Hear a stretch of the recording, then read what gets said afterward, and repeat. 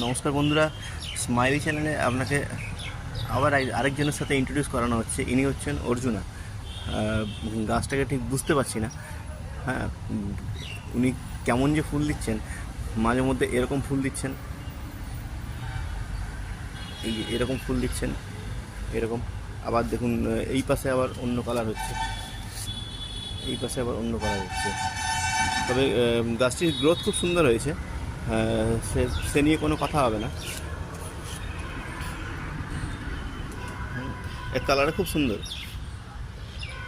ফুলের কালার খুব সুন্দর, ফুলের গঠন খুব সুন্দর, মুড খুব সুন্দর গাছটা। বিশাল বড় স্টিক ছেড়ে ছেড়ে ছেড়ে ছেড়ে ফুল দেয়। আর আরেকজনের সাথে পরিচয় করে দেওয়া হচ্ছে। ইনি হচ্ছে স্পেকট্রাম। ইনি অদ্ভুত টাইপের, আমার দেখা একটা বুগেনভেলিয়া। গাছ ভরে ফুল হয়, সবসময় ফুল হয়।